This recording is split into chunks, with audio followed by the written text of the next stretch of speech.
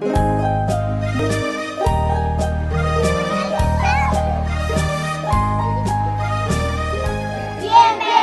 hermana María Luisa.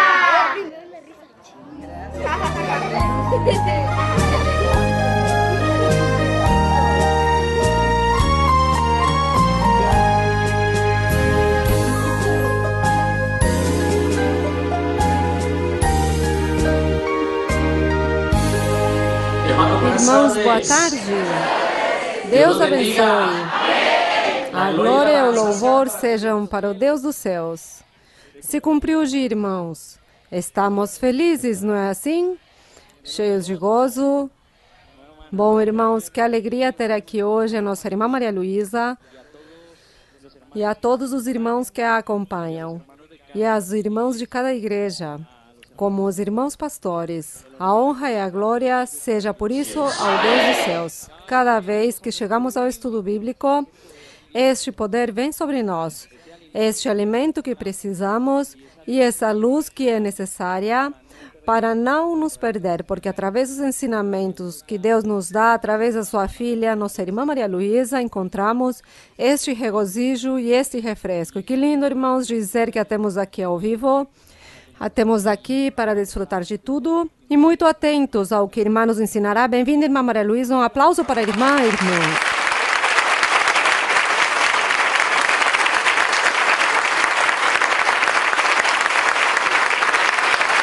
Boa noite.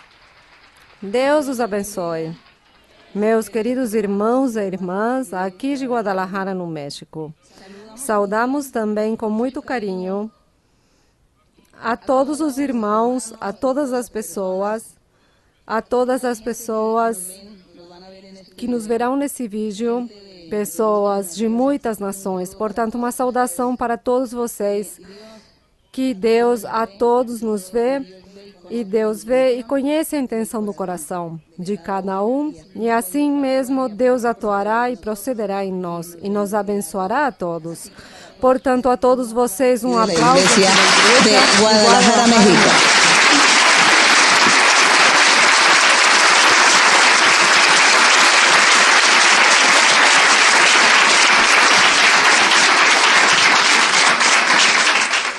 Assim, com muita alegria, pois, vamos honrar ao Senhor com nosso estudo bíblico. E nós estamos estudando agora os Salmos, que são orações, são cânticos inspirados por Deus, cânticos espirituais, são profecias. Os Salmos, além de serem um cântico, é uma profecia que Deus usou ao rei Davi e a outros cantores de Israel, os usou também para cantar todas essas profecias. E nestas profecias fala principalmente do Senhor Jesus Cristo e de sua igreja.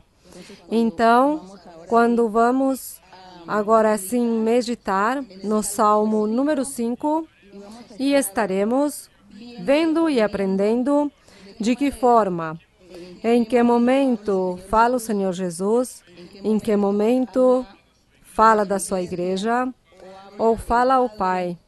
E desta forma, nós nos apaixonaremos mais ainda do livro de Salmos e vamos aprender a orar ao Senhor também. Porque os Salmos, além de serem profecias, além de serem cânticos, também está toda a oração e o clamor que o Senhor Jesus fazia ao Pai. E daí aprenderemos muitas coisas. Aprenderemos a cantar e aprenderemos a orar. E que bom que se levantassem muitas pessoas que compusessem melodias a estes cânticos. Que eu sei que acontecerá. Que Deus estará colocando pessoas capacitadas para que coloquem melodias a estes salmos. E nós possamos não somente ler e falar, mas também cantá-los. Porque isso é maravilhoso, honrar ao Senhor. E diz assim, o Salmo número 5 diz: Escuta, ó Senhor, minhas palavras. Considera meu lamento. Alguém está dizendo isso. Alguém está dizendo a Deus que considere suas palavras e o lamento. E dizem que foi o rei Davi. O rei Davi falou ou profetizou, mas não era ele, não era dele que estava pedindo a Deus, mas era o Senhor Jesus Cristo. O Senhor Jesus foi quem pediu ao Pai Celestial que o ajudasse, porque ele estava sofrendo e padecendo a perseguição do seu povo, do povo de Israel, dos seus próprios irmãos, que o perseguiram até dar-lhe morte. E enquanto isso, sofreu a perseguição do diabo, e por isso ele sofria, e pedia ao Pai que o ajudasse. E ele moveu a boca do rei Davi para dar essa profecia cantada. Este salmo, e no verso número 2 lhe diz ele, o Senhor Jesus diz ao Pai, atende a voz de meu clamor, Rei meu e Deus meu, porque a ti orarei. E o 3, ó Senhor, de manhã ouvirás minha voz. De manhã me apresentarei diante de ti e esperarei. Quando ele lhe diz que de manhã estará ouvindo a sua voz e apresentando seu Pai, o que ele quer dizer é que o primeiro lugar ele dava ao Pai Celestial. O primeiro lugar é para Deus. E por isso diz que de manhã não significa a nossa hora de dizer que temos que levantar às 3 da manhã ou às 4 da manhã para orar. Não. Mas o primeiro lugar é para Deus. Quando você empreenda um trabalho, quando você empreende uma atividade em sua vida cotidiana, o primeiro é apresentar-se diante de Deus para agradecer a Ele por amanhecer vivo e por ter a saúde e a capacidade para realizar esses afazeres. Então, a Deus primeiro. Quando você tem uma tribulação, uma dificuldade, um dia ruim, o primeiro que você tem que fazer é ajoelhar-se e orar a Deus e colocar diante dele sua necessidade ou sua tribulação, seu problema. A isso se chama que de manhã estarei diante de ti. De madrugada te orarei e te clamarei. É isso. Primeiro, Deus. Colocar diante do Senhor primeiro todas as coisas e não nos angustiar. Porque acontecem muitas coisas desagradáveis na vida e você se angustia. Corre para sua família, seus vizinhos, para seus amigos, para contar o problema, dizer, veja o que está me acontecendo, o que me aconselha, o que me orienta, me ajude, o que farei? Isso que você faz, ao invés de primeiro ajoelhar-se e contar a Deus. Então, por isso diz, ó Senhor, de manhã ouvirás minha voz, de manhã me apresentarei diante de ti, esperarei. Deus primeiro. Quando você tem uma ameaça, por exemplo, o que você é assaltado, ou que vão assaltá-lo, ou que vão roubar, ou vão fazer-lhe um mal, ou que tem uma arma e o ameaçarão, você neste momento diz, Deus me guardará, Deus me fará invisível, Deus me protegerá, Deus não permitirá que me façam males. Então aí é onde o Senhor, quando diz que o primeiro é Deus, de manhã ouvirás minha voz, de manhã me apresentarei diante de ti e esperarei. Porque tu não és um Deus que se compraz na maldade. O mal não habitará junto de ti. Sempre os salmos reforçam que o mal nunca estará próximo de Deus. O Deus nunca estará próximo das pessoas que fazem o mal. Deus os vê. Deus vê as pessoas quando fazem as coisas. Deus vê o pecado daqueles que fazem maldade, mas Deus nunca está próximo deles para auxiliá-los, para abençoá-los, para ajudá-los. Deus está próximo daquele que confia nele, que faz a vontade de Deus e que quer dispor-se para o Senhor. Deus está aí próximo. Por isso nós não desconfiemos. Não desconfiemos em momento nenhum de Deus. Creiamos que Deus está tão próximo que Ele nos ouve e que Ele nos abençoará.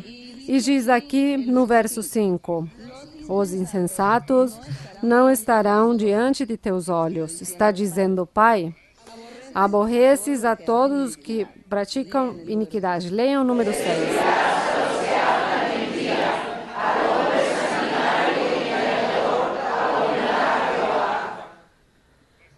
Mas eu, pela abundância de tua misericórdia, entrarei em tua casa.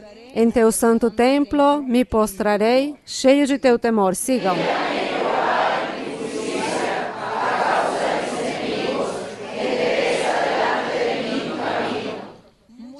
Muitos inimigos tinha o Senhor. Muitos inimigos, ele, durante o tempo todo de sua estadia, não somente nos 3 anos que o Senhor pregou o Evangelho, mas durante a sua infância e juventude. Ele teve também muitos inimigos. O diabo sempre o perseguiu para fazer-lhe mal, porque o diabo sabia quem ele era, então sempre o esteve perseguindo. E no verso número 9 diz: porque em sua boca eles não têm sinceridade, seus inimigos. Em seu íntimo habita maldade. Sua garganta é sepulcro aberto, com sua língua falam lisonjas. Sigam.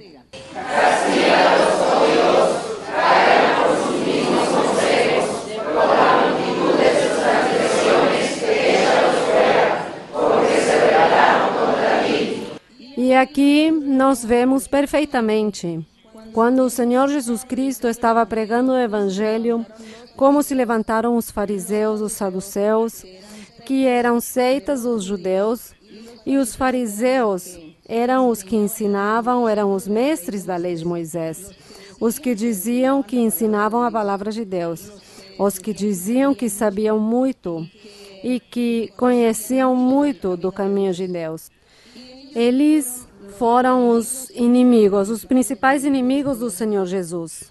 Eles começaram a blasfemar e a injuriar o Senhor e a caluniá-lo.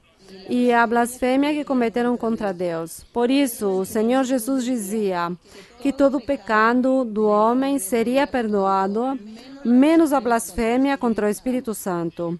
E naquela época, esses judeus, estes fariseus, diziam que o Senhor Jesus era endemoniado, que ele tinha, que era do diabo para expulsar os demônios, que era uma mentira, que ele não era o Filho de Deus, que ele não era de Deus. Então, todas as calúnias o Senhor Jesus as escutou, e por isso ele disse que esse pecado não seria perdoado. E como esse pecado não foi perdoado por Deus, diz o Senhor Jesus ao Pai: e castigue esses blasfemos, a esses inimigos de Deus que se levantaram para colocar abaixo a Cristo, para colocar abaixo o Evangelho de Cristo Jesus. Por isso lhes diz: castiga-os, ó Deus, caiam por seus próprios planos, joga-os fora pela multidão de suas transgressões, porque se rebelaram contra ti. Por isso o Senhor está pedindo o castigo para estas pessoas, porque como blasfemaram, pois já não têm o perdão de Deus. Porque há pessoas que leem isso e dizem: mas como assim? Se Deus nos ensina que nós não sejamos vingativos, que não desejemos o mal a ninguém, e aqui está desejando o mal a alguém. É por este motivo. Porque eles foram contra Deus, se fizeram inimigos de Deus. E já Deus não os perdoaria. Perseguiram ao Senhor Jesus e por isso o Senhor diz ao Pai que os castigue e os lance fora de sua presença. Para que nos fique claro que Deus aqui não se contradiz no seu ensinamento, nem se contradiz aqui nos ensinou quando Ele nos diz que nós não nos vinguemos de ninguém, mas que Deus é quem se vingará por nós. Ele é quem atuará. Se alguém nos faz mal, nos faz dano, Deus cobra desta pessoa. Nós não temos que cobrar de ninguém, mas Deus é quem se carrega de cobrar das pessoas os males que nos façam. Bem, então sigam com o verso 11.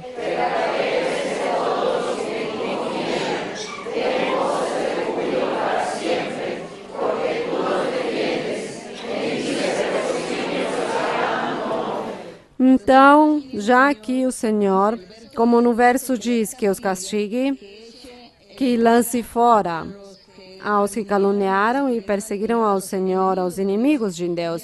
Já no 11 diz: mas os que confiam em ti, os que creem em ti, os que te buscam, a eles sim o quê? Abençoa-os, a eles sim defenda-os, e que eles se regozijem em teu nome. Isso é, Àqueles que amam ao Senhor. Deus, o Senhor Jesus, pede bênção para os que amam ao nosso Deus. Pede essa bênção e eu creio que o Pai sim escutou ao Senhor para abençoar-nos. No verso 12. Porque tu, ó Senhor, abençoarás o justo, diz. Porque tu, ó Senhor, abençoarás o justo, como com um escudo o cercarás de teu favor.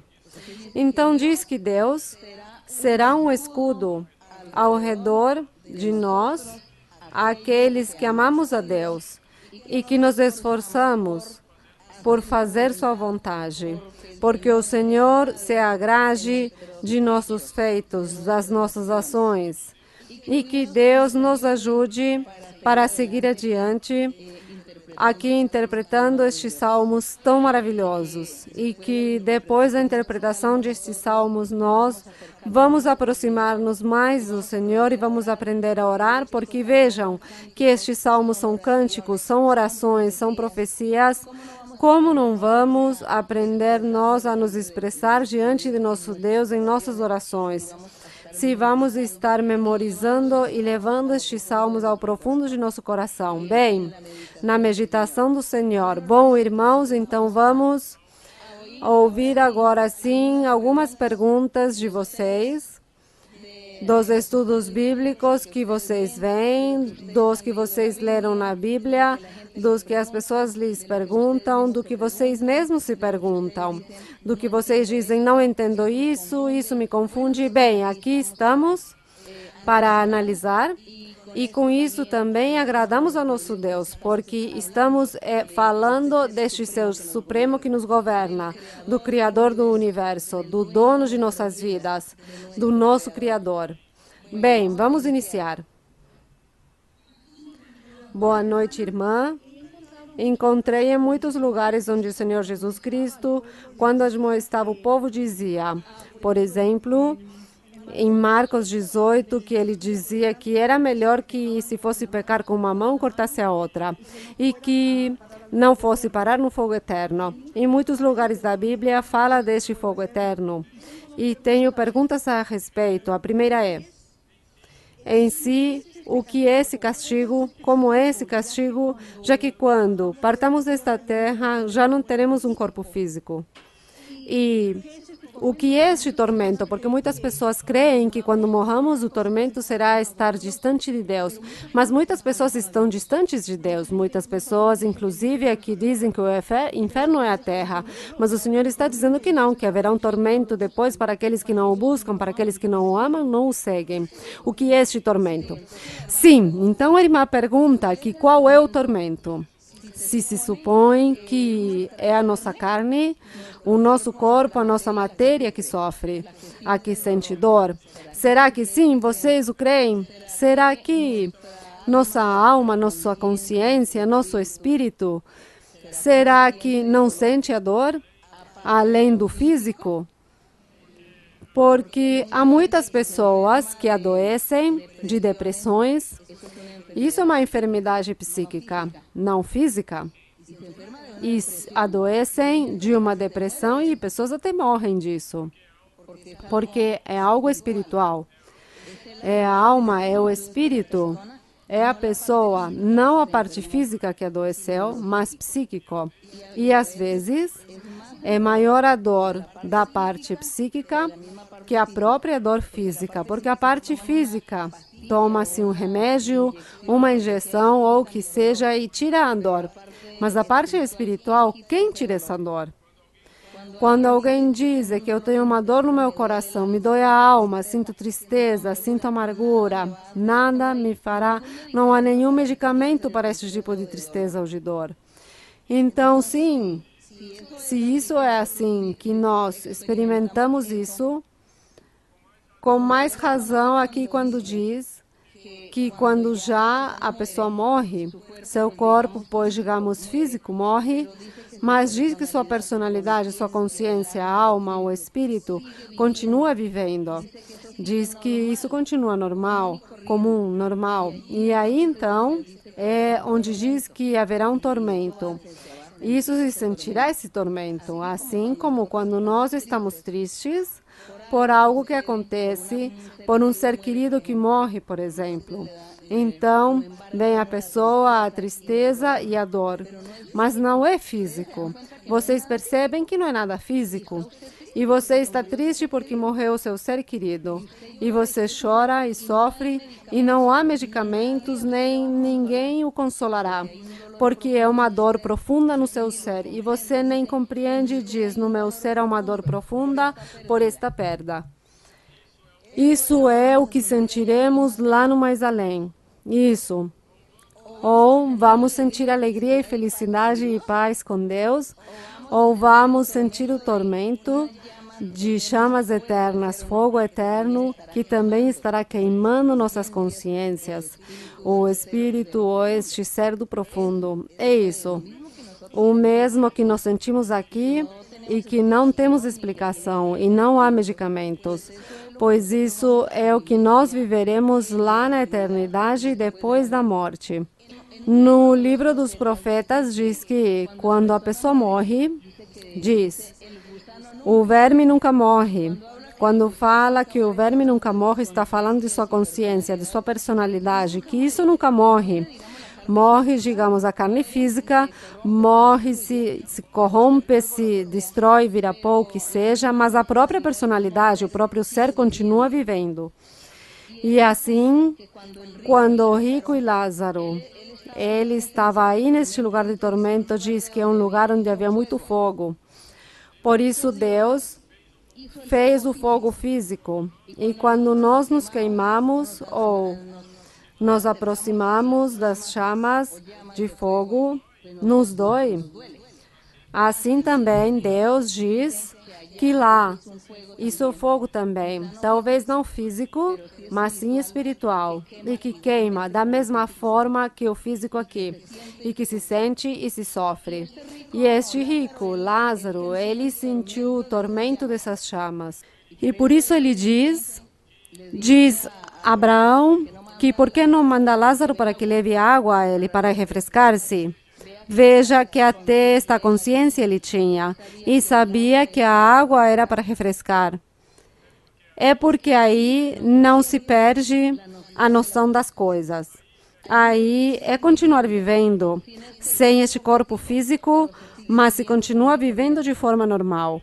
E por isso é que Deus a nós nos está mostrando um caminho e nos está ensinando que sigamos este caminho reto, que obedeçamos, que creiamos, que nos afastemos do mal, porque um dia estaremos lá na eternidade e viveremos de forma comum e normal.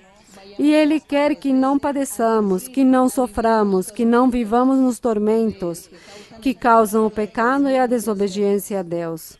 E por isso, então, o Senhor quer que nós desfrutemos, porque Ele dá todas essas ilustrações e no físico, neste mundo, Ele deu tudo para que nós experimentemos o que é sofrer, o que é desfrutar, o que é ser feliz, o que é chorar, o que é rir, o que é ter um tormento, um fogo. Tudo isso Deus deu físico para que o conheçamos. Se Deus não tivesse feito o fogo aqui físico, e ao dizer a Bíblia que lá será atormentado por um fogo, por umas chamas, não entenderíamos o que é isso. Quem sabe o que será? Ah, não, mas agora sabemos o que é. Sim, as chamas, o fogo. Aí também será igual. Tudo é espiritual, mas o sentir será pior. Assim como sentimos aqui na carne, sentimos uma dor, pois ali também se sentirá uma dor. Este é o tormento que Deus quer que nós não padeçamos. E que o Senhor quer que nós conheçamos este caminho para que não estejamos lá sofrendo essas consequências. A irmã fala que diz que há muitas pessoas que não se lembram, que não lhes interessa, que não se preocupam, não pensam. Eles não pensam nestas coisas, porque não lhes importa conhecer a Deus.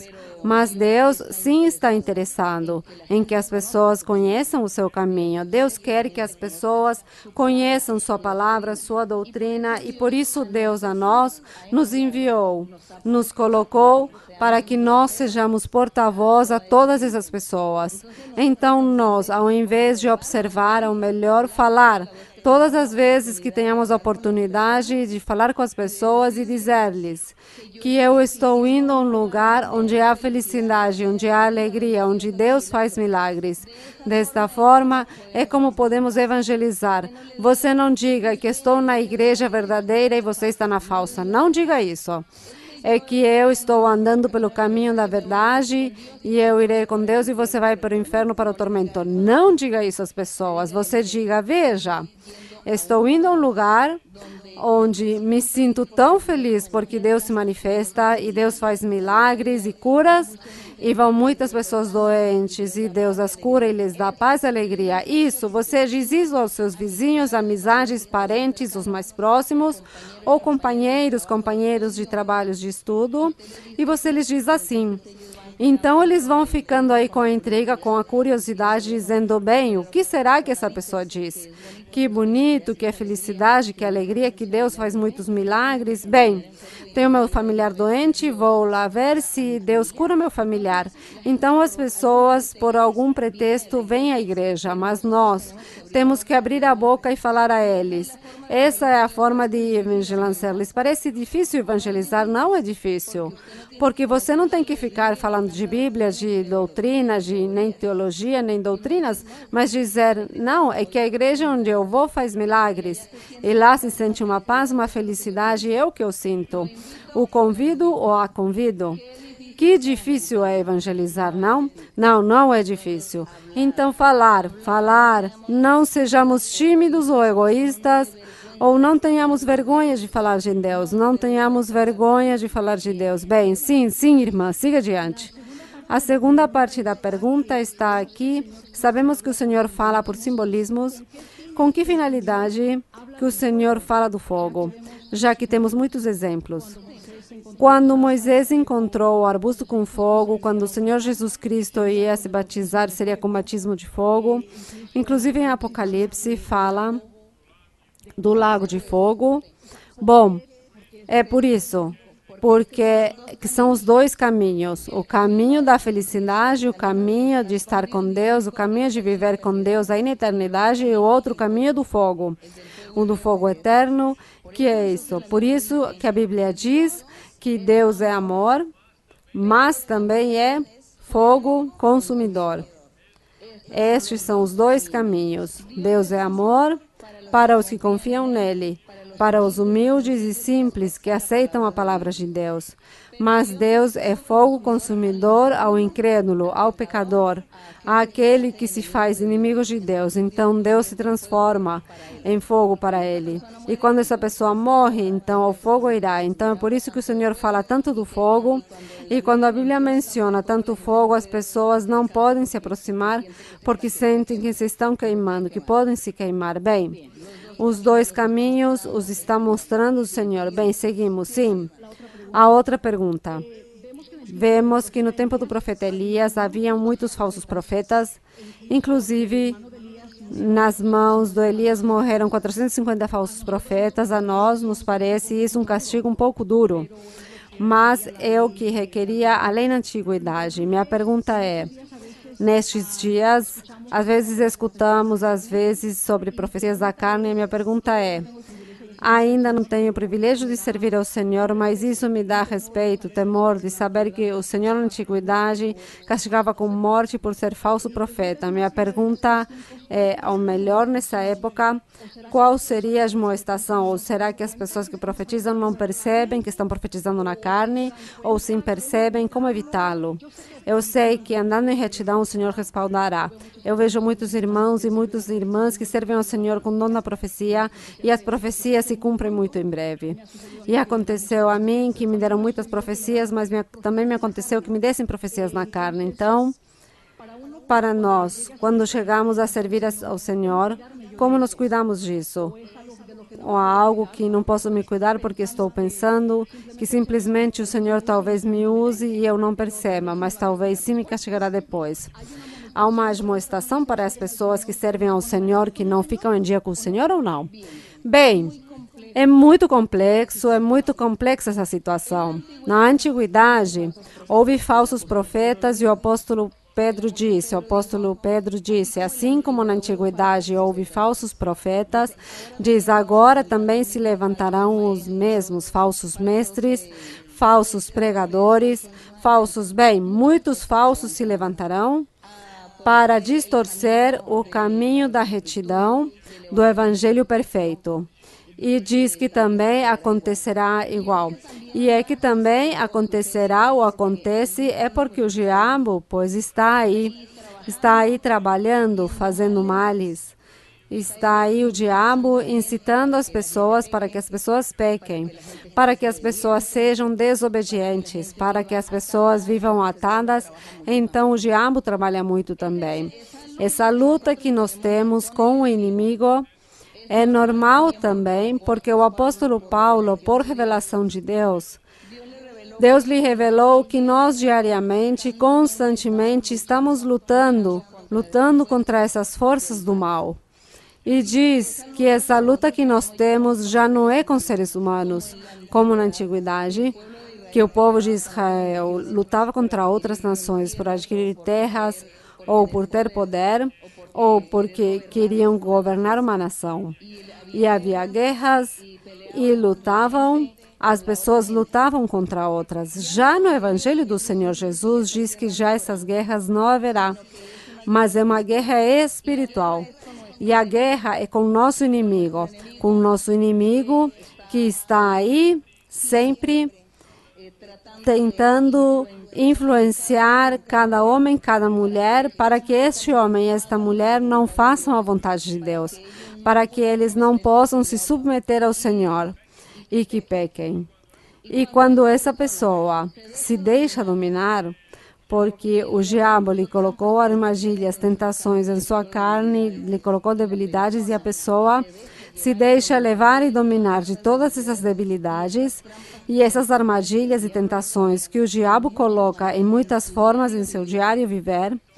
Então a pessoa se deixa levar disso, não raciocina, não ora, não lê, não clama a Deus, não quer agradar a Deus, mas como quer agradar a si mesmo, quer agradar as outras pessoas, e tudo isso é o que o diabo coloca na pessoa. Então a pessoa cai na armadilha, começa a falhar com Deus, começa a pecar.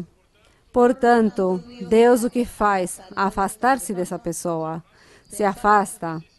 E se afasta, pois a deixa só e a pessoa então começa com erros.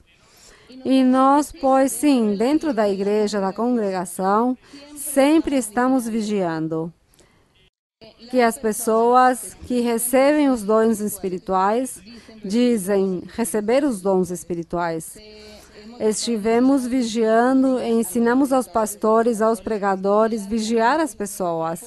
Porque o inimigo, o diabo, pode entrar na congregação e tomar uma pessoa para dizer coisas falsas, mentirosas, como o que a irmã diz, profecia na carne. Dizemos profecia na carne, mas realmente não está a profecia na carne. Talvez seja o inimigo que está usando essa pessoa, porque não sabemos porquê. Se foi que essa pessoa, homem ou mulher, está em pecado, não se arrependeu, é insensata, orgulhosa, rebelde, não se entregou bem a Deus, então o diabo pois o está envolvendo e essa pessoa está caindo. E sofre pessoa, e sofrem aqueles a quem ele está dando alguma revelação incorreta, alguma profecia incorreta. Este é o trabalho aqui na igreja, o trabalho da perfeição, o trabalho dos pastores, dos dirigentes, um trabalho ainda dos próprios que profetizam, ajudar-se uns aos outros, pedir a Deus que dê esse discernimento para descobrir a quem o diabo está usando, a quem o diabo o fez cair na armadilha para dizer a essa pessoa: reaja, cuide-se, veja que você está cometendo erros aqui, veja que a sua profecia não é correta. O que está acontecendo? E você está afastando-se do Senhor, não está cumprindo com Deus. Ou melhor, examine-se, peça a Deus que lhe ajude. Não profetize por enquanto, examine-se para ver o que acontece em sua vida. Está rebelde, insensato, está pecando, se deixou levar pelo pecado, o diabo está colocando armadilhas e você caiu na armadilha. Todas essas coisas podem acontecer. Por isso, é a luta contínua. Por isso, o Senhor disse que sua igreja tinha colocado apóstolos, profetas, evangelistas, mestres para aperfeiçoar. Para aperfeiçoar o quê? Porque para aperfeiçoar o imperfeito? Porque todos não somos perfeitos. E como há muita imperfeição, a vida espiritual de cada crente, os dons e as pessoas que Deus coloca na igreja é precisamente para ensinar, corrigir, admoestar, orar por essas pessoas, discernir que não caiam nestes erros, que não se deixem levar porque o diabo, por inveja, os pode fazer cair nessas armadilhas e que tenham visões falsas, sonhos falsos ou profecias falsas. E este é um trabalho do tempo inteiro que nós temos que estar realizando na igreja. É um trabalho que temos que orar e estar próximos a Deus e ganhar a mercê de Deus para que Deus nos respalde e possamos descobrir e podemos discernir quem está bem, quem está mal, quem está atuando de forma correta, fazendo um chamado de atenção às profecias incorretas e cuidar das pessoas, cuidar dos crentes. Então, irmãos e irmãs, vocês podem ver o trabalho que deve se fazer na igreja. E o trabalho, às vezes, não é somente do pastor, mas também dos crentes, os que têm os dons espirituais. Eles também têm este dever de velar pelos crentes, de velar pelas almas e cuidar-nos uns com os outros. Porque esta carne é frágil. E quando vem uma revelação de Deus, então, sim, Senhor, isto é teu? Ou é minha carne? Ou eu estou muito emocionado? Ou me emocionei tanto que me deixei levar pelas minhas emoções, então minha carne está trabalhando. Senhor, és tu ou sou eu? Então, sermos sinceros, temos que ser honestos e dizer ao Senhor sempre: és tu, Senhor, quem está falando, quem está me dando essa revelação, ou é minha emoção? Ou que não seja que o diabo que vem colocar armadilhas, fazer-me ver o que não é e fazer-me falar o que não devo falar. Então, Senhor, guarda-nos, porque isso é normal que possa acontecer como seres humanos que somos. Mas, de todas as formas, o trabalho que se está fazendo na igreja e Deus ajudando-nos, então todas essas coisas ficam claras e logo se descobrem e já se ensina a pessoa, se diz, não profetize por algum tempo, espere, coloque-se em dia com Deus. E aí vai se ensinando e a própria pessoa vai aprendendo. E a própria pessoa, se é honesta, diz, sim, houve erros. Ficarei quieta porque quero é ter de Deus e eu não quero ser usada pelo diabo para ir e enganar as pessoas. Isso acontece, mas nós não temos por que nos angustiar por estas coisas, porque é mais a manifestação que há de Deus do que o diabo possa fazer na congregação. Esta igreja leva mais de 45 anos. E em mais de 45 anos o diabo quis entrar na congregação muitas vezes para destruir vidas espirituais, formar divisões, disenções, tirar as pessoas para formar grupos em alguns outros lugares. O diabo esteve na congregação dando visões falsas a um grupinho de pessoas que dizem, vamos lá, façam isso ou aquilo, porque aqui é mentira, porque isso não é assim. E o grupinho então vai embora. E quando percebem, abrem os olhos e sentem que foram enganados, que o diabo os enganou e voltam outra vez arrependidos, chorando, pedindo perdão a Deus.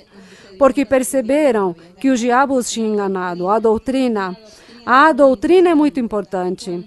Quando a doutrina, nós não nos deixamos enganar pelo diabo. Então, tudo isso, a doutrina, o ensinamento, os dons, tudo isso é o que vai unido, está aperfeiçoando cada homem e cada mulher. E quando há erros e coisas na igreja, quando há faltas, como a irmã diz, me profetizaram, muitas coisas se cumpriram, mas também vi que me profetizaram coisas na carne, diz ela.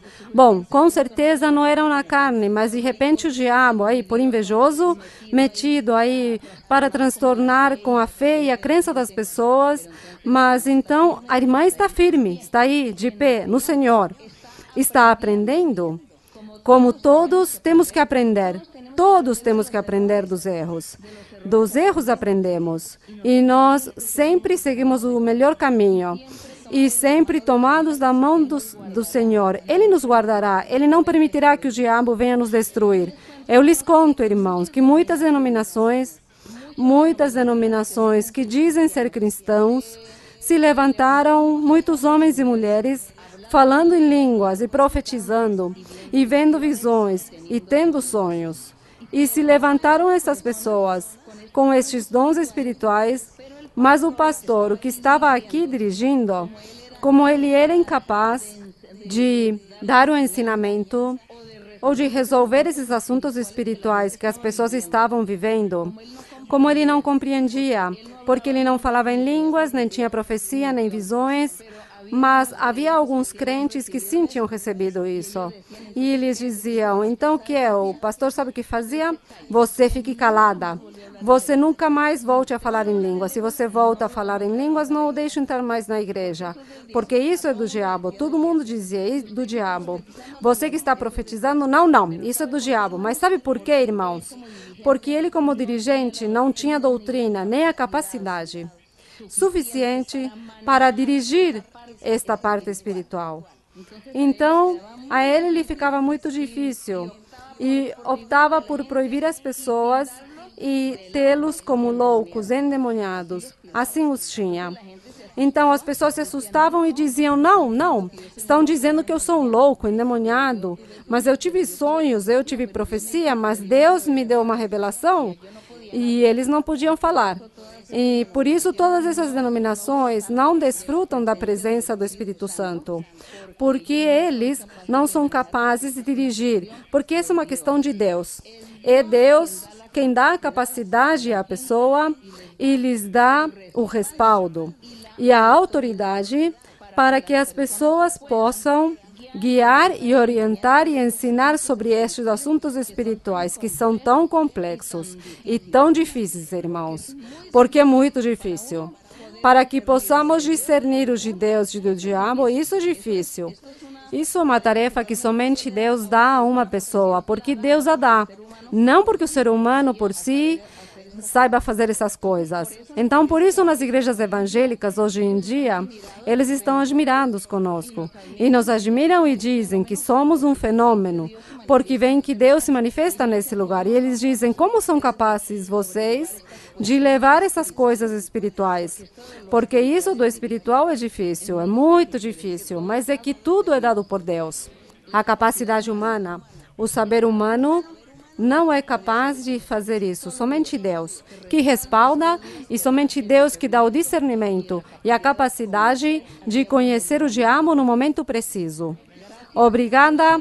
Eu agradeço ao meu Deus que Ele me deu a conhecer o diabo em muitos lugares e muitos onde o diabo quis entrar na congregação e fazer divisão e enganar as pessoas. Imediatamente corro e vou para lá para falar e ensinar as pessoas, porque Deus me deu a conhecer. O diabo conhece, o diabo sei como trabalha, conheço os de Deus e a mim o diabo nunca me enganou, porque Deus me ensinou e Deus me abriu muito os olhos e como a doutrina que o Senhor me deu, eu descubro ao diabo imediatamente e descubro que é o diabo que quer enganar. Então, isso eu ensino a todos aqueles irmãos, pregadores, colaboradores, profetizadores, e lhes vou ensinando a doutrina e lhes digo, aprendam a conhecer o diabo, para que não nos deixemos enganar pelo maligno, não nos deixemos arrebatar a bênção. Então, isso é complexo, supremamente complexo, mas Deus está conosco e Ele nos guarda de tudo isso. E se há uma pessoa, como você diz, haverá alguma pessoa que ficou profetizando na carne, essa pessoa com certeza anda mal e não se colocou em dia com Deus, e por isso aconteceu isso. Mas se a pessoa se arrepende, eu penso que o Senhor a resgata e a usa depois, verdadeiramente como deve ser.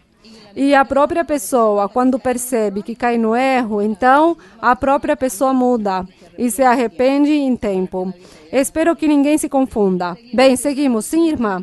Boa noite, irmã. Seja bem-vinda. Em nome dos irmãos aqui da igreja de Guadalajara, lhe agradeço a Deus e a senhora por estar aqui. Minha pergunta está em Mateus 11, do 1 ao 6. E no 6 é onde está a minha pergunta, mas eu lerei Mateus, capítulo 11. Sim, irmã. O verso qual foi? Do 1 ao 6. Sim. os mensageiros de João Batista. Quando Jesus terminou de dar instruções a seus 12 discípulos, partiu dali a ensinar e a pregar nas cidades deles. E João, ouvindo no cárcere falar das obras de Cristo, enviou 2 de seus discípulos para perguntar-lhe: És tu aquele que havia de vir, ou esperamos outro? E Jesus, respondendo, disse-lhes: Ide e anunciai a João as coisas que ouvis e vedes. Os cegos vêm, os coxos andam, os leprosos são purificados, os surdos ouvem, os mortos são ressuscitados, e aos pobres está sendo anunciado o Evangelho. E feliz é aquele que não se escandaliza em mim. Minha pergunta é referente ao verso 6, e feliz é o que não se escandaliza em mim. Poderia explicar, irmã, se é tão amável? Bem, João estava na prisão e ele tinha pregado a Cristo. Tinha profetizado sobre o Senhor Jesus. Veja que curioso, irmãos, o seguinte: João pregou que depois dele viria o Senhor, viria o Salvador, e vinha um ser muito superior, que ele não podia desatar o calçado dos seus pés, não era digno, e que ele batizaria com fogo, e bem, que se preparassem. Tudo isso ensinava João. Ensinou sempre que se arrependessem, arrependam-se. Vem depois de mim o Salvador, o Rei, bem. E depois, quando João o levam à prisão, porque quando ele o levaram à prisão, aí mesmo na prisão o mataram a João. Ele então ficou meditando na prisão e teve tempo para meditar e dizer, bem, então Jesus de Nazaré será assim? Será ele? Como lhes parece que entrou a dúvida a João? Lhe entrou a dúvida e ele disse, quem será? Será que ele sim é o Messias ou será que depois dele virá outro? E por isso enviou seus discípulos para perguntar ao Senhor Jesus que se ele era o que haveria de vir ou deveriam esperar outro, que se ele era o Messias. E às vezes há pessoas que leem e dizem que por que se contradiz? Que depois que João esteve pregando a Cristo, Jesus e o Evangelho, como agora está perguntando se ele é quem viria ou se esperamos a outro? O que acontece, irmãos, e o que aconteceu é que João tudo profetizava. Tudo que ele falou sobre o Senhor Jesus, o falou por revelação de Deus. E quando é por revelação de Deus, pois nem ele mesmo percebia o que estava profetizando, nem o que estava dizendo do Senhor Jesus. Mas que quando João esteve na prisão, como ele já estava na carne, já não estava tomado pelo Espírito de Deus, mas já era este ser humano aí, João, na prisão, é quando ele começa a meditar e dizer verdade, será que sim, será que não? E quando lhe pergunta o Senhor Jesus como ele sabia, o Senhor Jesus sabia que João tinha lido as Escrituras, que tinha lido nos profetas, quando diz em Isaías, quando diz que quando viesse o Consolador, o Messias, que quando viesse este mensageiro de Deus, que os cegos veriam, que os surdos ouviriam, que os paralíticos se levantariam, que todos os enfermos seriam curados, que as pessoas seriam consoladas, tudo isso, diz o profeta Isaías. João tinha lido e conhecia essa doutrina. Por isso o Senhor, quando lhe manda a resposta, não lhe diz, diga só a João que sim, quem eu sou.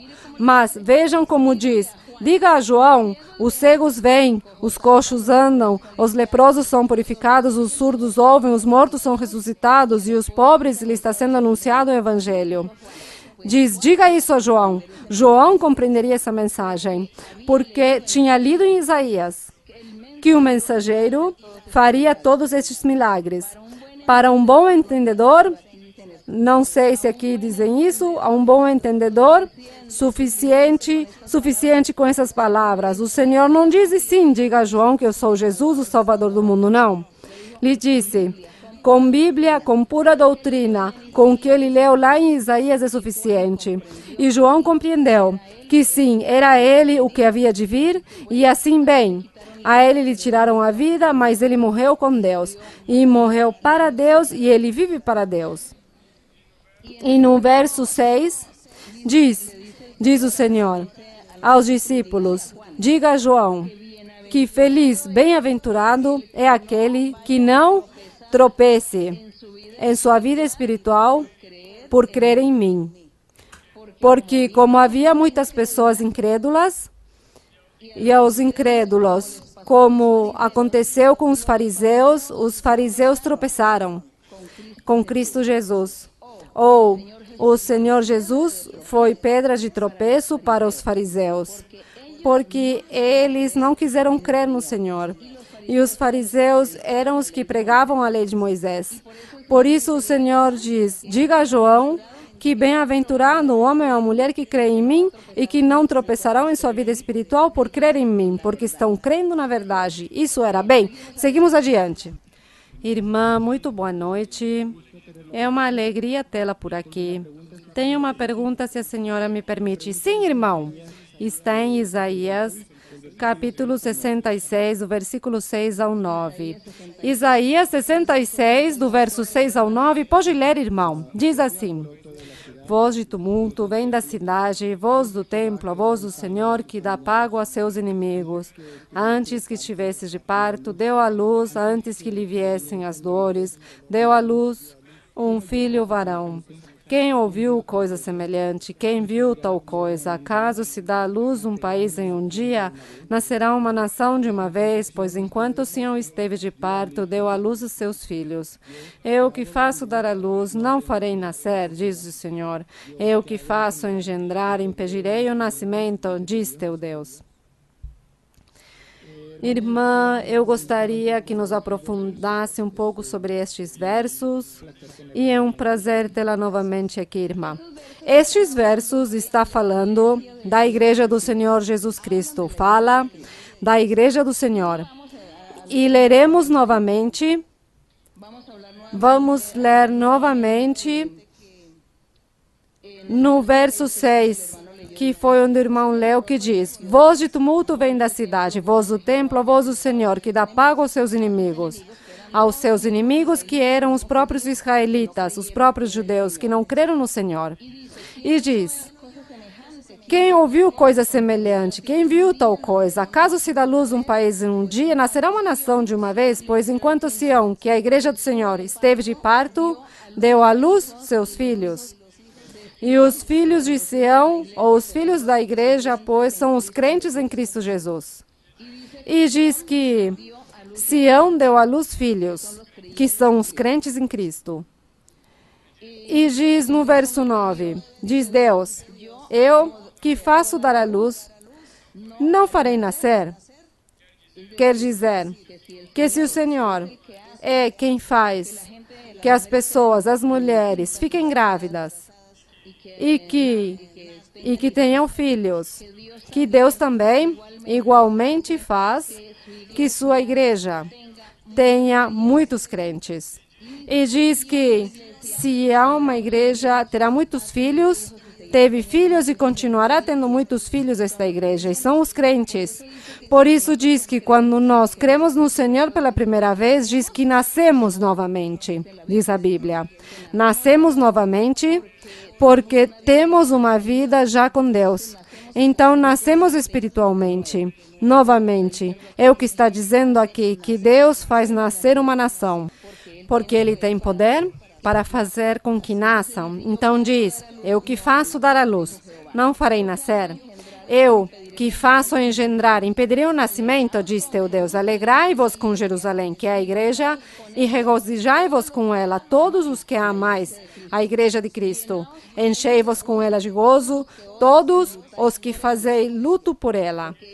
Porque eles ficavam tristes, ficavam muito tristes. Aqueles que estavam crendo no Senhor naquela época ficavam muito tristes de ver o povo de Israel, sua desobediência, sua dureza de coração e o castigo que Deus lhes tinha dado, tinha destruído através deste rei da Babilônia.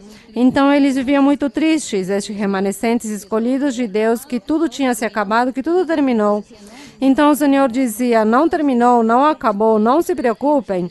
Vocês acham que são pouquinhos, que são poucas pessoas? Não se preocupem, porque eu farei nascer uma nação muito grande E lhes dizia, não se angustiem. E lhes dizia que se alegrassem os que faziam luto pela igreja ou pela Sião, para que mameis e vos sacieis dos peitos de suas consolações, para que bebais copiosamente com deleite da abundância de sua glória, da igreja.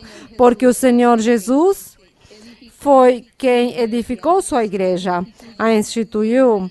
E ele começou com os 12 apóstolos, e logo já o Senhor diz que, como pessoas de muitas nações, estará conformando a igreja do Senhor.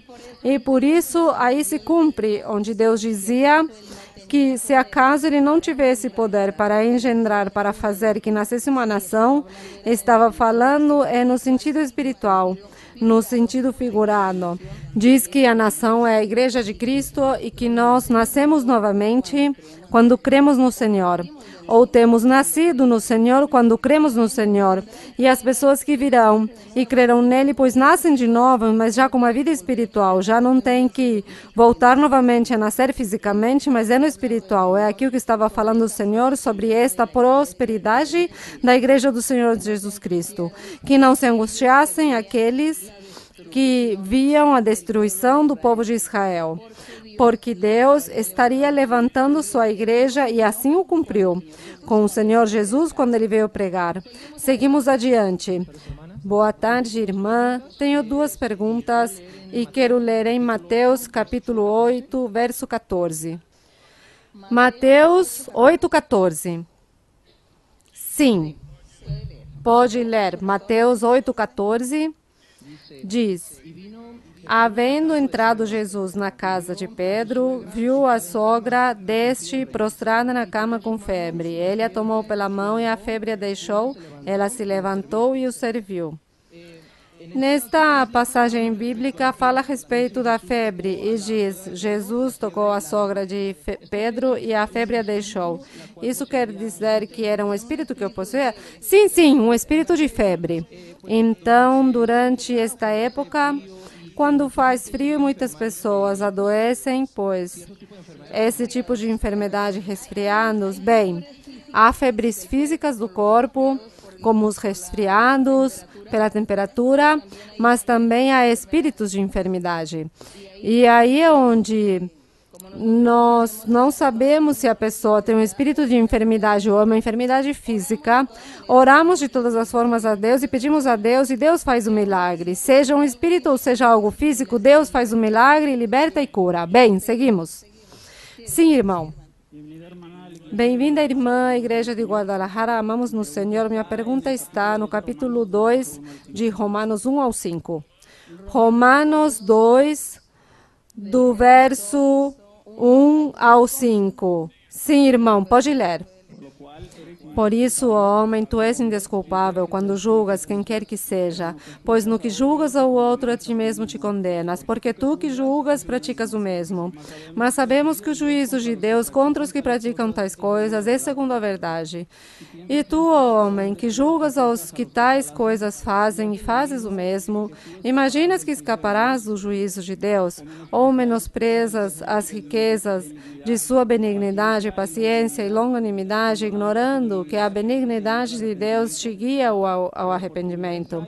Mas por tua dureza e por teu coração não arrependido, entesouras para ti mesmo ira para o dia da ira e da revelação do justo juízo de Deus. Irmão, pode aprofundar estes versículos? Obrigado, e que o Senhor continue abençoando. Bem, este capítulo 2 é a resposta do capítulo 1. Então, teríamos que ler desde o capítulo 1, teríamos que ler do verso... Bom, é que todo o capítulo, praticamente, desde o verso 18 do capítulo 1, está Paulo fazendo uma lembrança da culpabilidade do homem ou da humanidade, desde Adão. E ele está fazendo esta lembrança do que foi o que fez o homem, que fez a humanidade desde Adão até o dia do Evangelho, até o dia quando se está pregando o Evangelho. E ele faz essa lembrança de que o homem se afastou de Deus, que os homens se esqueceram de Deus e começaram a ter crenças e a adorar ídolos e fazer muitas coisas mais perversas, corromperam sua vida espiritual, corromperam sua dignidade humana, sua moral, cometendo muitos pecados e se afastaram, até o dia em que Cristo aparece pregando o Evangelho, quando o Senhor já começa a pregar o caminho reto, o caminho, pois, de arrependimento, que as pessoas se arrependam e busquem a Deus, e se lembrem de Deus, e comecem a buscar a Deus. Essa é a lembrança que está fazendo Paulo. E ele está dizendo que os seres humanos começaram a pecar, e a fazer tantos pecados que, diz no verso 29, 1:29, diz, estando cheios de toda injustiça, fornicação, perversidade, avareza, maldade, cheios de inveja, homicídio, contenda, engano, malignidade, sendo murmuradores, detratores, aborrecedores de Deus, insolentes, orgulhosos, jactanciosos, inventores de maldades, desobedientes aos pais, nécios, desleais, sem afeição natural, implacáveis, impiedosos. Diz, os quais, apesar de conhecerem o julgamento de Deus sobre os que praticam tais coisas, serem dignos de morte, não somente as fazem, como também se comprazem com os que as praticam.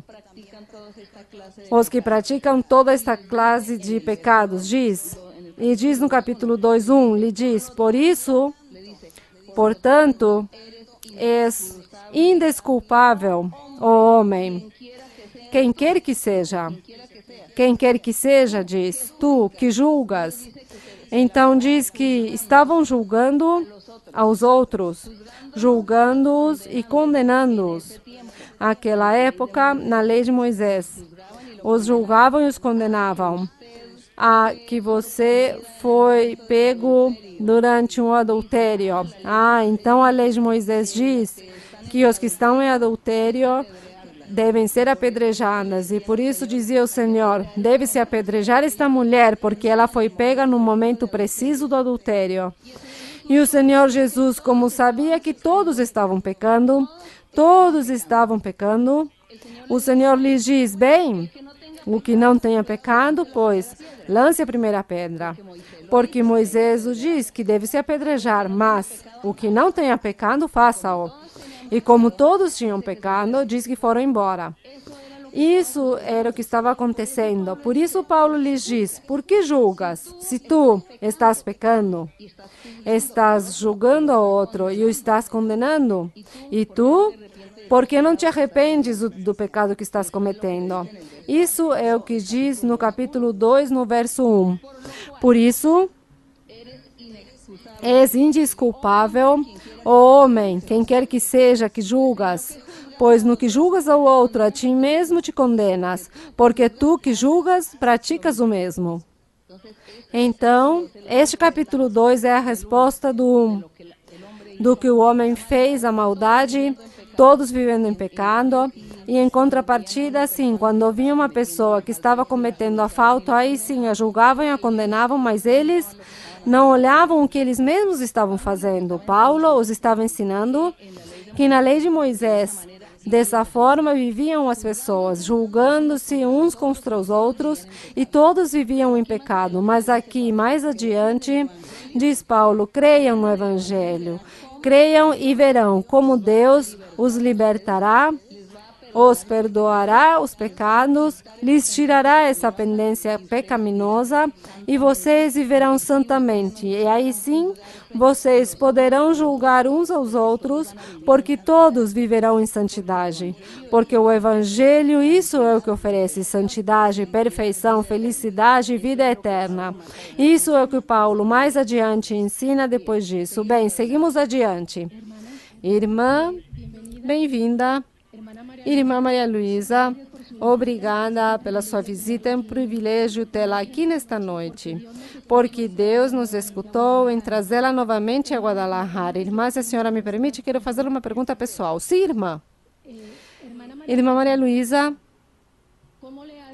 como faz Maria Luísa Piraquive, a mulher, a esposa, a mãe, a amiga, a irmã, a mãe espiritual, para ter a força, o equilíbrio, para ter em ordem tudo e ter essa grande capacidade para resolver qualquer adversidade que se apresenta e ter este respaldo de Deus para falar de qualquer tema, droga, sexo, matrimônio. Sei que Deus a ama muito e ilumina e sempre a vemos como muito forte. Irmã Maria Luísa, Deus lhe permite chorar? Ou este sentimento a senhora coloca de lado, porque sempre a vemos íntegra? Obrigada, irmã. O Senhor me faz chorar quando eu oro.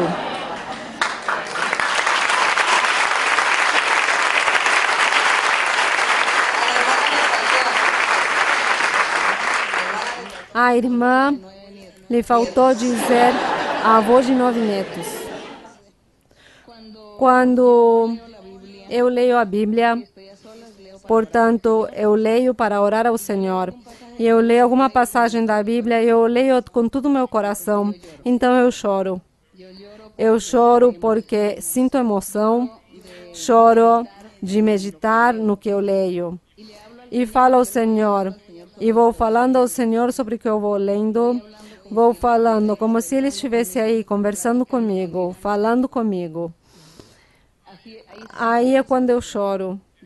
De resto, pois, eu nem no funeral eu choro. Não, eu não. Não me dão desejos de chorar.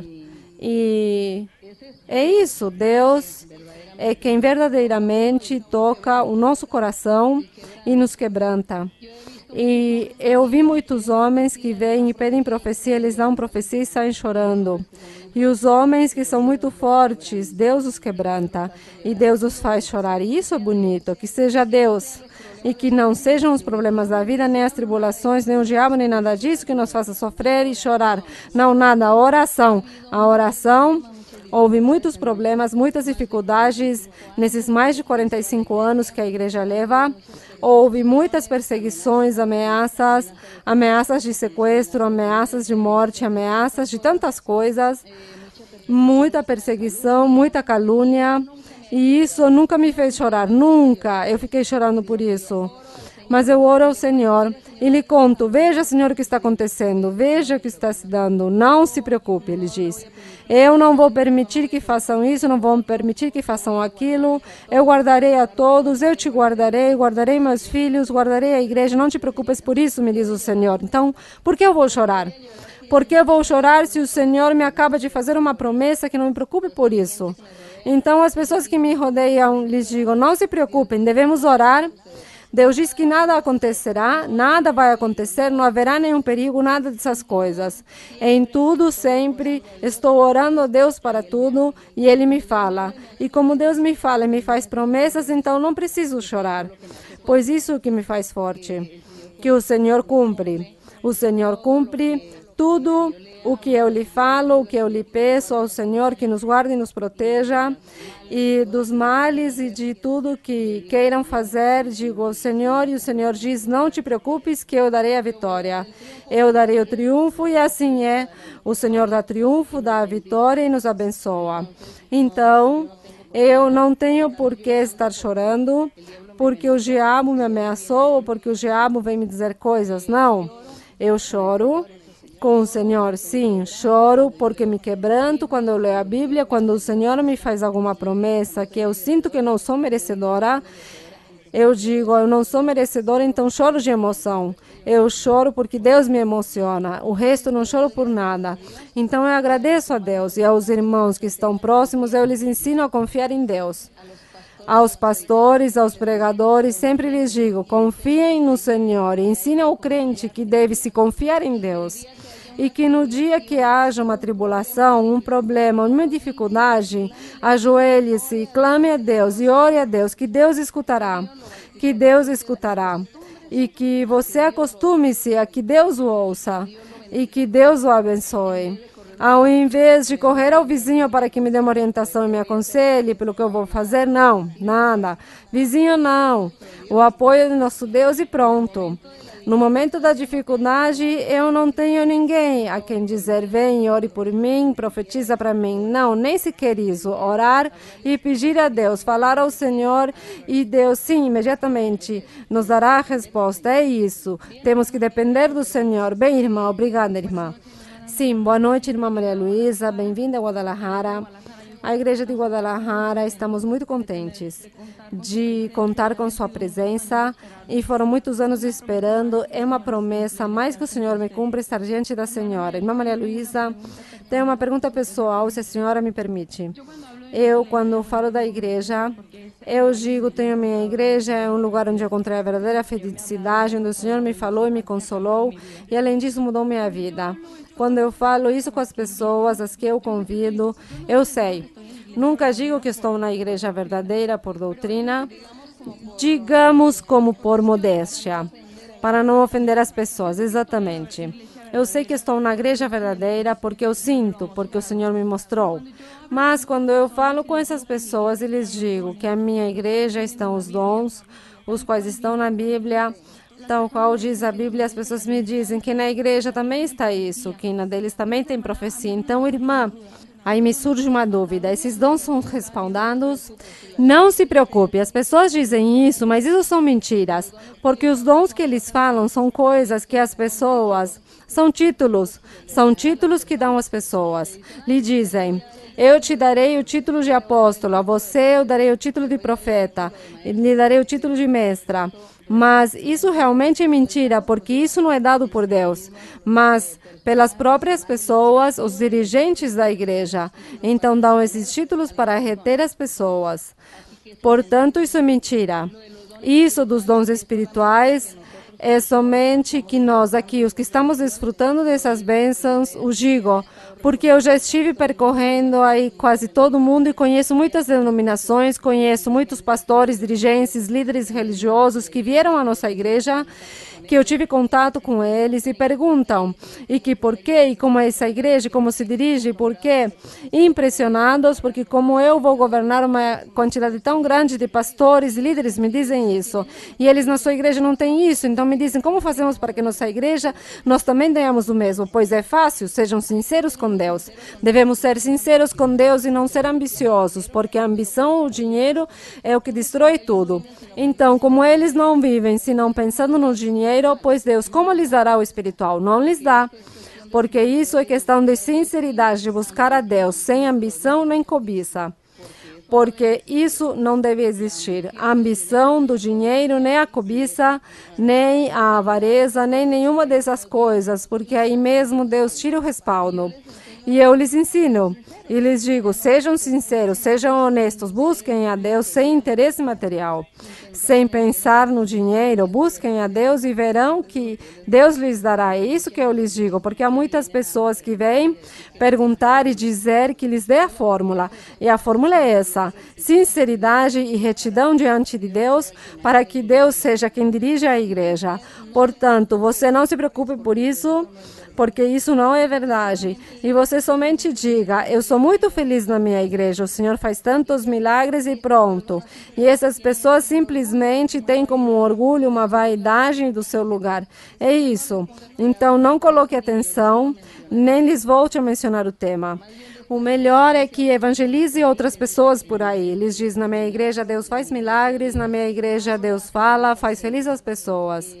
Portanto, os convido para que venham, porque essas pessoas um dia desses terão uma grande tribulação, uma dificuldade, uma tristeza, uma decepção e com certeza contarão a você. E você diz, por que não vai na minha igreja? Porque Deus lhe dará felicidade, lhe falará o que foi que aconteceu na sua igreja, porque estão te tratando dessa forma, porque você se sente agora decepcionada, alguma coisa. Então, vá na minha igreja, que Deus aconselha, orienta, consola, dá paz, dá alegria. Tudo isso é a forma como temos que falar às pessoas. Sim, bem, sim. Boa noite, irmã. Bem-vinda à Igreja de Guadalajara. Estou um pouco nervosa pela grande emoção que eu sinto. Eu tenho duas perguntas, uma da Bíblia e uma pessoal, irmã. A pergunta está em Jeremias 17, versículo 5. Jeremias, capítulo 17, verso 5. Sim, irmã, pode ler. Assim diz o Senhor, maldito o varão que confia no homem e põe a carne por braço e aparta seu coração do Senhor. Aqui está falando de Judá Lembremos que o povo de Israel estava conformado por 12 tribos. A tribo de Levi e o resto das 11 tribos, a tribo de Judá e 10 tribos de Israel. As tribos de Judá, Deus tinha escolhido para que aí estivesse Jerusalém, a física, e que estava representando a igreja do Senhor. Jerusalém física, lá em Judá, era que representava a igreja de Cristo Jesus. Deus teve uma preferência pela tribo de Judá, antes que as outras tribos de Israel, as outras 10. E Deus estava fazendo uma admoestação ao povo, porque o povo tinha voltado atrás. Tinham se voltado à idolatria, ao pecado, às crenças, tradições, e se esqueceram de Deus, e começaram a pecar, e se esqueceram de Deus como o povo que eram de Deus. Portanto, o Senhor... Aqui está no verso 1 do 17, diz: o pecado de Judá está escrito com cinzel de ferro e com ponta de diamante. Está esculpido na tábua de seu coração e nos chifres de seus altares. Então diz Deus que Judá tinha pecado. Deus tinha escolhido Judá como sua tribo especial, de onde sairia a igreja, de onde sairia Cristo Jesus. E realmente, pois, o Senhor Jesus saiu dessa tribo. Mas eles estavam pecando grandemente. Mas Deus disse: como eu jurei a Abraão que eu levantaria uma igreja, tenho que perdoar a este grupo de pessoas e seguir adiante com um plano de salvação. Eles tinham pecado, tinham se afastado de Deus, mas Deus perdoa por causa da sua palavra, do seu juramento, porque Cristo tinha que vir. Portanto, o Senhor lhes está fazendo uma admoestação através do profeta Jeremias, onde diz, no verso 2 diz: enquanto seus filhos, os filhos de Judá, se lembram de seus altares e de suas imagens, que estão junto às árvores frondosas, nos outeiros altos, ó meu monte no campo, toda a tua substância e todos os teus tesouros entregarei aos saques, teus lugares altos por teu pecado em todo o teu território. Está dizendo, porque viraram idólatras, eu enviarei as nações vizinhas para que venham e os destruam com seus exércitos. E o 4 diz, terás de te desfazer da herança que eu dei a ti, e farei com que sirvas aos teus inimigos na terra que não conheceste. Então está falando que eles seriam esparcidos por todas as nações, não teriam mais um território próprio, mas seriam errantes pelas nações. E viveriam essas pessoas de Judá isso. Então diz, e fareis com que sirvas aos teus inimigos na terra que não conheceste, porque acendeste o fogo em meu furor, que para sempre arderá. Logo no verso 5 lhes diz, vocês são malditos porque creram aos principais, a todos aqueles governantes de Judá que foram após a idolatria, que foram atrás disso e se esqueceram de Deus, e induziram ao povo a serem idólatras e a pecar contra Deus, porque os principais governantes e dirigentes foram idólatras e pecadores, e o povo também foi incitado a fazer o mesmo. E todas as pessoas iam atrás dos seus dirigentes, afastando-se de Deus. E por isso Deus lhes diz, malditos por terem confiado no homem, malditos por terem confiado nos príncipes, nos governantes, nos anciãos, nos sacerdotes de Israel, que os induziram pelo caminho do mal, da idolatria, do pecado. Então lhes disse, vocês confiaram em seus príncipes, ao invés de terem confiado na lei de Moisés, ao invés de terem confiado na palavra que Deus lhes tinha dado, que era sua lei, a lei de Moisés. Eles não creram, mas creram em seus principais governantes e com eles foram no caminho da perdição, pois o povo também foi. Por isso lhes diz, Assim diz o Senhor: maldito o varão que confia no homem e põe a carne por braço e aparta seu coração do Senhor. Será como arbusto no deserto e não verá quando vier o bem, mas morará nos lugares secos do deserto, em terra salitrosa e despovoado. Quer dizer, as coisas irão muito mal por terem se afastado do caminho do Senhor. Ao invés de crerem em Deus, creram nos anciãos e nos principais. E por isso lhes está dizendo que maldito o varão que confia no homem. Porque eles distorceram o caminho, eles disseram: vejam, vocês têm que fazer isto, adorem a tais ídolos, adorem a tais estátuas, adorem aos mortos, aos espíritos, aos demônios, porque isso é o que nos dá mais lucro. E era o que se lhes dizia. Então todos foram confiando nos grandes e nos poderosos, nos chefes ou nos amos, confiavam. E aí onde diz que maldito o homem por confiar nisso. A isso estava se referindo. Hoje em dia não sabemos, hoje em dia com certeza, Deus nos dirá: você não confie no homem, porque haverá pessoas que lhes dirão: eu sei muito e eu conheço a Deus e tenho muitas revelações, venha lhe ensino. Então você já não confie tanto no que o homem lhe ensine. Você tem a doutrina no seu coração, leia a Bíblia, aprenda a doutrina. Tenha doutrina em seu coração. Viva uma vida reta, uma vida santa, uma vida de bom testemunho e verá que você é um homem perfeito e ninguém o enganará. A você ninguém enganará. Você não crerá o que as pessoas dizem por aí. Não creia nisso. Creia no que Deus te diz. Com certeza Deus nos dirá isso nos dias de hoje. Bem, e que assim seja. E que assim será que nós nos deixemos guiar por Deus, guiar pelo Senhor, e não pelas maquinações dos homens vãos, que não têm a Deus. É isso. Fiquem de pé, irmãos, vamos cantar ao Senhor. Cantemos ao Senhor um coro e vamos orar ao nosso Deus. Orando e falando ao Senhor sobre todas as nossas necessidades, petições, desejos do coração, enfermidades, bruxarias, feitiçarias e todas essas coisas. Problemas, conflitos, problemas nas famílias, tudo colocar diante da presença do Senhor. Dívidas, inimizades, inimigos, perigos, o que seja. Tudo colocar na presença do Senhor, que Deus está conosco. Deus nos está vendo, nos está escutando e Ele conhece a necessidade de cada um. Mas a Ele lhe agrada que nós oremos e coloquemos diante de Sua presença a nossa necessidade. Bem, vamos cantar ao Senhor.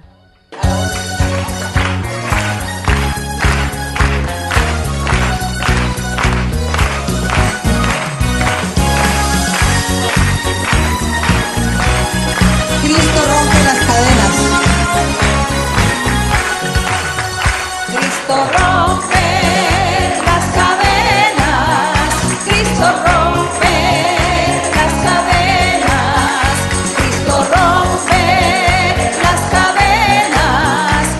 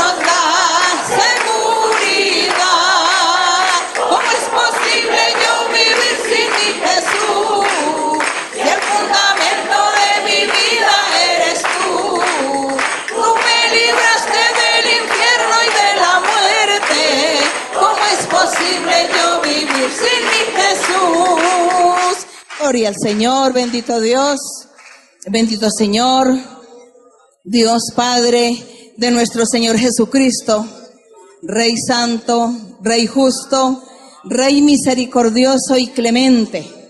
Bendito y alabado tu nombre por siempre, por todas las generaciones. Las alabanzas sean para ti, Señor, la honra sea para ti, la gloria para ti. Bendito Dios, que vives y reinas en nuestros corazones, en nuestras vidas, quien es el dueño de la creación, el dueño y el hacedor del universo. A ti te alabamos en este momento, a ti te clamamos en este momento, a ti nos dirigimos, Señor, en este momento con nuestro corazón, con nuestra alma, con nuestro ser. Nos dirigimos a ti, oh Dios eterno. Oh Señor, santo es tu nombre. Escucha, Señor, nuestra oración. Escucha nuestros ruegos, nuestras plegarias. Escucha, Señor, nuestras oraciones. Mira, Señor, nuestras necesidades. Mira, Señor, los conflictos, los problemas, las dificultades y todo aquello, Señor, que embarga y de tristeza y desconsuelo el corazón de muchos. Te pido, mi Señor, que tú seas enseñándonos a hablarte a ti, a dialogar, a expresarnos delante de tu presencia, a orar, mi Señor, a clamarte, Señor, sabiamente, con palabras sabias, para que asimismo tú nos escuches, para que asimismo tú nos libertes, tú seas sanando y quitando, Señor, toda enfermedad de los cuerpos, bendiciones grandes, y todas las bendiciones sean puestas en el corazón del hombre y en el corazón de la mujer que te clama, que te está buscando, que está confiando en ti, y que se preparen los corazones, que se preparen los corazones para servir al Dios eterno y justo, que se preparen los corazones para recibir la bendición de Dios, para recibir la sanidad en el cuerpo, la sanidad en el alma, la sanidad en el espíritu. Que piensen con pensamientos sabios, que tengan pensamientos sabios y que no tengan dudas, que no tengan temores, que sigan adelante, que se preparen para servir, que se preparen para trabajar en la obra evangelizadora, que se cumplan los propósitos que muchos se han forjado de hacer la voluntad del Padre Celestial. Bendito Dios, gracias te doy, Padre, por cumplir los anhelos del corazón, por cumplir, Señor, lo que la gente pide, las sanidades en sus cuerpos, quitando los dolores, quitando, Señor, las brujerías, las hechicerías, las maldiciones, quitando todo mal, quitando todo conflicto, arreglando y solucionando los problemas, quitando, Señor, las distancias entre muchos y dando consolación y dando consuelo. Os digo que todos recibirán la bendición de lo alto, el poder de lo alto descenderá y cada uno recibirá el poder de lo alto, y se quitarán las aflicciones y las tristezas, se quitará la melancolía, el sufrimiento, y vendrán días mejores, días nuevos, días de prosperidad, días de victoria. Se van a quitar las tristezas y los dolores. Vienen días de bendición y de cambio. Vienen días de prosperidad, días de mucha bendición.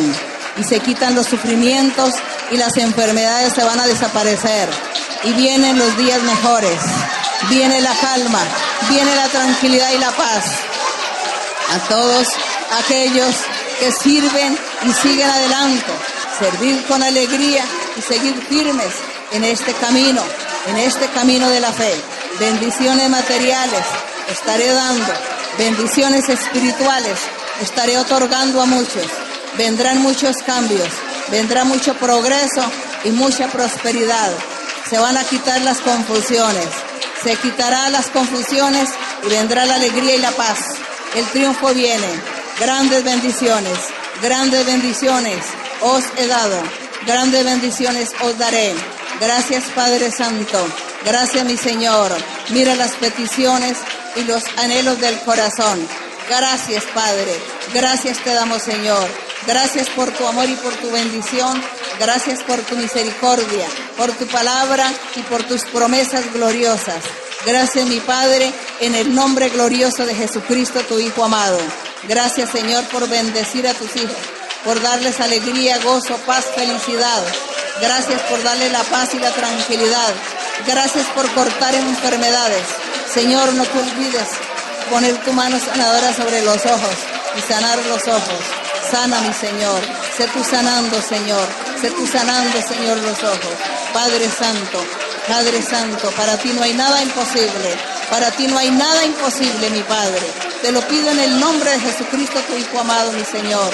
Ya es tiempo, mis hermanos, levantarnos del fatal y largo sueño, despertarnos y llevar a toda criatura el mensaje de paz y salvación. Que dirá, que la nube llevará, que dirá, el testigo que será, en la viña son como los obreros. Que dirá su viña hoy. Yo iré, yo la luz le llevaré. Yo iré, testigo que seré, en la viña son como los obreros. Yo iré su viña hoy. Ya es tiempo, mis hermanos, levantarnos del fatal y largo sueño, despertarnos y llevar a toda criatura el mensaje de paz y salvación. Que dirá, que la nube llevará, que dirá, el testigo que será, en la vida son como los obreros. Que dirá su viña hoy. Yo iré, yo la luz le llevaré. Yo iré, yo testigo que seré, en la vida son como los obreros. Yo iré su viña hoy. Gloria al Señor, gracias Padre Santo. Gracias, Señor y Dios Todopoderoso, en el nombre glorioso de Cristo Jesús, tu Hijo amado. Gracias te damos, Señor, por las bendiciones que has dado, que has derramado en el día de hoy, Padre Santo. Gracias, Señor. Bem, muito obrigada, irmãos e irmãs, muito obrigada e será até breve, até a próxima, que o Senhor me permita vir por aqui para estar aqui com vocês. Muito obrigada e que o Senhor os abençoe. Deus abençoe, irmãos.